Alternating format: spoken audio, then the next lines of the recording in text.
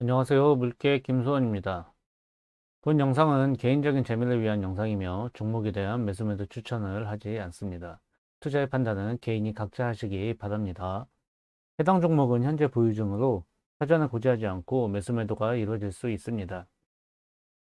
오늘은 지난번 TPX 115에 이어서 TPX 114 및 기타 사안들에 대한 영상을 준비해 봤습니다. 과거에 발표했던 IR 자료를 다시 돌아보는 것이고 향후 방향성에 대한 개인적인 생각을 담고 있습니다. 첫 번째는 TPX 114입니다. TPX 114는 최근 IR 자료가 없어서 22년 8월 IR 자료를 가져왔습니다.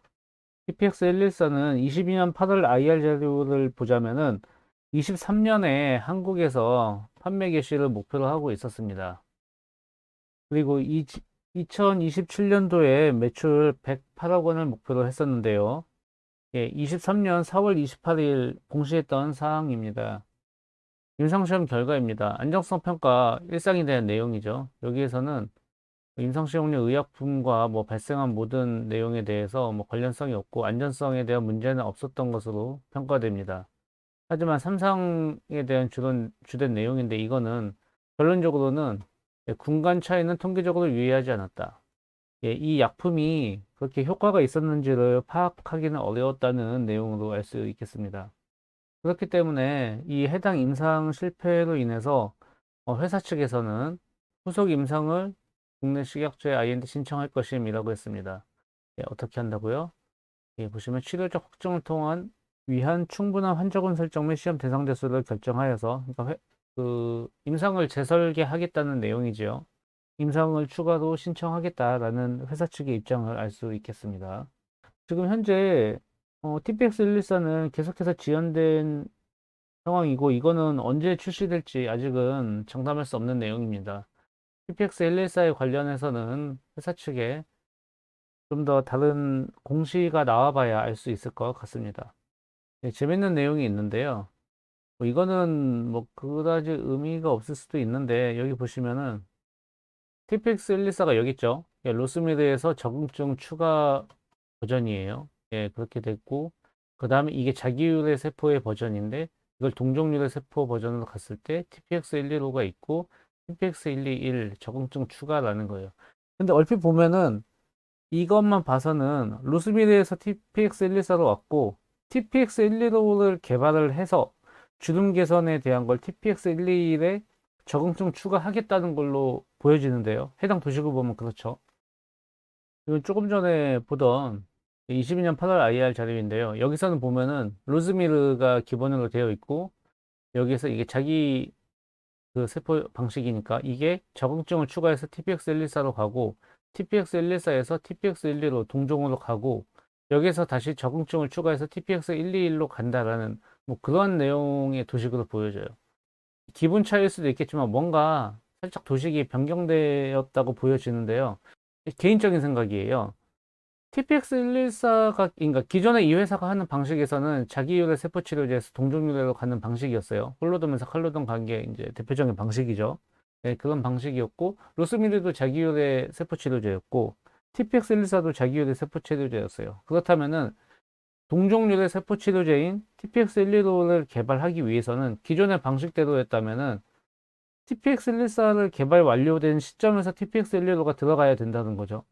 그렇게 볼 수 있는 건데, 해당 사항은 다시 가장 최신인 23년 4월 4일 IR 자료입니다. 여기서는 별개로 간다고 보여지는 거죠.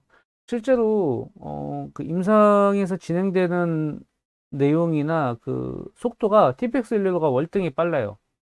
여기에 해외 진출도 그러고 여기에 더 초점을 맞추고 있고요. TPX115에.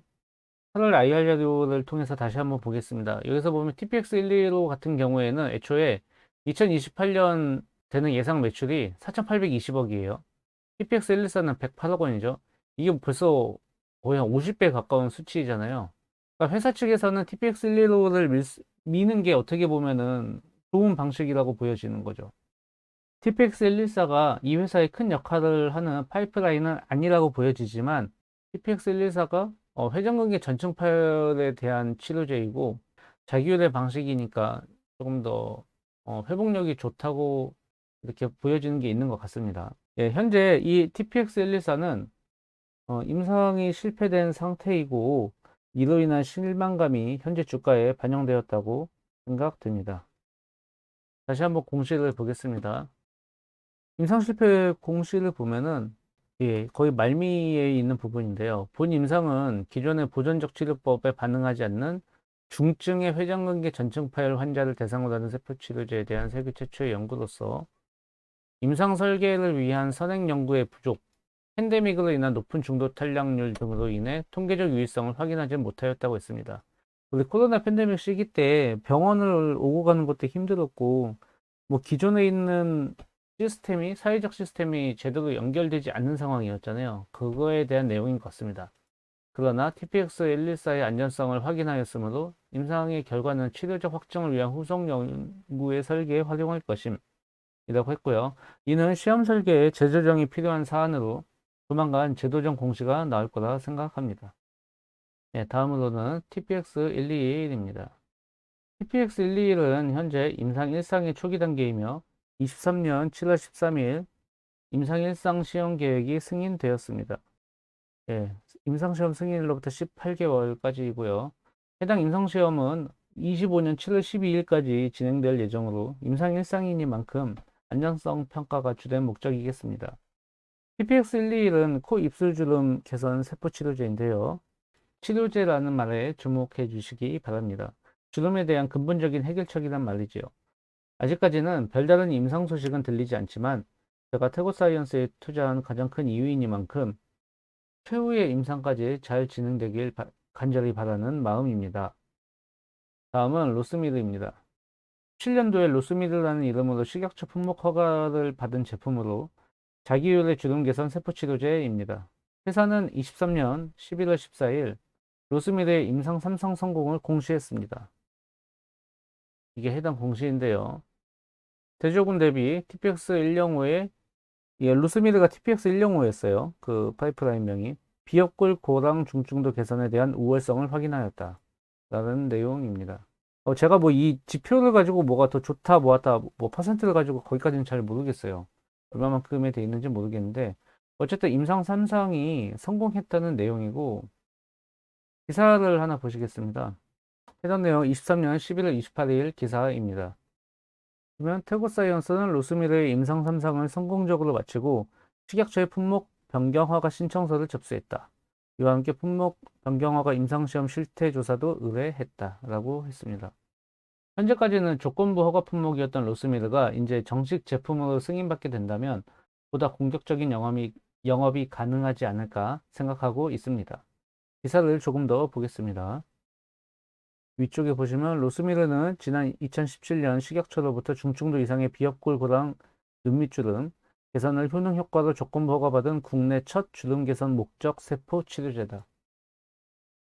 위에 TPX-121에서 설명했던 것과 같이 주름 개선을 목적으로 한 치료제입니다. 보톡스 필러와 같은 물질하고 다른 거죠. 이게 시장에서 조금이라도 자리를 잡는다면 아니면 나중에 기성품 형태로 개발될 것인 TPX-121의 성공에 마중물 역할을 하지 않을까 하고 기대하고 있습니다. 마지막으로 CDMO 사업입니다.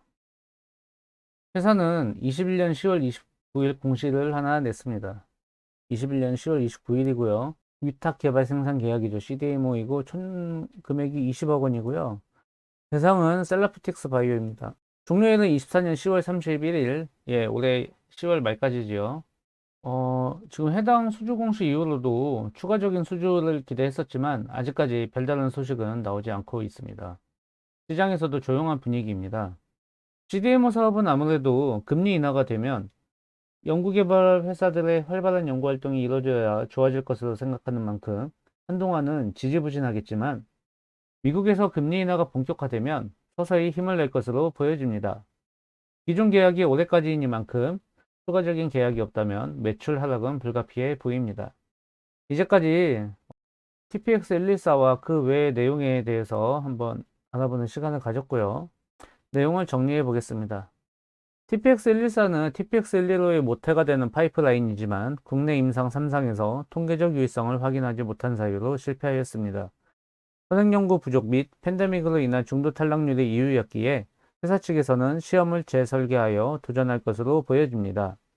TPX121 장래에 가장 기대되는 파이프라인이지만 아직은 초기 단계이며 TPX115의 적응증 추가 버전으로 개발되기에 TPX115와 연동된다고 볼 수 있겠습니다. 로스미르는 식약처에 품목 변경 허가 신청을 한 상태이며 조건부 허가 품목이었던 로스미르가 정식 제품으로 출시를 할 수 있게 됩니다. 비록 주가로는 별 영향이 없는 상태이지만 대단한 일을 한 것입니다. CDMO 사업은 올해 10월 31일에 셀라피틱스 바이오와의 계약이 마무리되면 추가적인 유치가 필요해 보이는데요. 아직까지는 별다른 움직임이 안 보이고 있습니다. 이제까지 총 2편에 걸쳐서 태고사이언스의 파이프라인에 대해서 알아보았습니다. 전반적으로 지지부진한 진행 상황은 주주로서 안타까운 마음입니다. 그렇지만 앞으로의 미국의 금리 인하가 기대되고 있고 장기간 침체되어 있는 신약 개발과 관련하여서는 이제 슬슬 힘을 내지 않을까 하는 개인적인 기대감을 갖고 있습니다. 현재 태고사이언스의 가장 큰 기대주는 TPX115입니다. 이 TPX115가 잘 되어야 TPX121까지 무리 없이 진행이 가능할 것입니다. 혹시 템베거를 원하시나요? 저는 요즘처럼 어둠 속에서 헤매고 있는 이런 종목에서 템베거가 나온다고 생각합니다. 주름 개선이 치료제라는 이름을 달 수 있는 첫 제품으로 시장에서 목소리를 내게 된다면 지금의 주가는 동전 가격일 수도 있는 겁니다. 더군다나 주름 개선에 대한 새로운 패러다임으로 정착을 한다면 지금에서 10배가 아니고 20배 이상을 갈 수 있다 생각합니다. 하지만 그런 만큼 리스크도 큽니다. 앞으로 갈 길이 멀고 그 전에 무너질 수도 있습니다. 그럴 확률이 더 높다고 봐야 되겠죠. 지분율의 여유가 있고 회사의 절대적 가치인 최대주주 그룹은 소액 주주들에게 그렇게 큰 신경을 쓰지 않고 있습니다. 뿐만 아니라 회사의 압도적인 수익이 기대된다면 그렇다면 어떻게든 따로 돈을 빼돌릴 생각을 하겠죠. 그런 게 인간 아니겠습니까? 뭐 자회사에게 몰아줄 수도 있고요. 하지만 그렇다고 손 놓고 있으면 내 입에는 아무것도 떨어지지 않습니다. 또한 기대 수익률이 큰 만큼 그에 비례해서 실패의 위험도 높은 만큼 각별히 유의하면서 투자를 해나가야 합니다. 거기에 따른 비중은 내가 감당할 수 있는 범위 내에서 가져가야지만 오랫동안 물을 탈 수 있습니다. 물방울 먼저 해버리게 되면 이걸 다시 되돌리기가 너무 힘들어지죠. 제가 그래서 얼마 전에 이 태고 사이언스에 대해서 먼저 만원 초반대에서 이제 손절을 많이 하게 됐던 거였습니다. 이쯤이었나? 한 이 근방 여기서 떨어지면서부터 이제 손절을 하기 시작했는데요. 아마 비중이 적었다면 손절을 안 하고 계속 샀을 거예요. 근데 그게 아니어서 중간에 손절을 하고 다른 종목에서 타서 다시 가져왔는데 뭐 지금 현재 결과적으로는 저는 해피한 상황입니다. 하지만 여기서 다시 올라간다면 저는 물량을 아직 다 못 채웠기 때문에 다시 또 이제 울상인 상황이 되겠지요. 개인의 가치관과 감당할 수 있는 재정 상황을 고려하셔서 비중을 결정하셨으면 좋겠습니다. 보유 중이신 주주분들 모두 파이팅 하시고요. 이상 물개 김소원이었습니다. 감사합니다.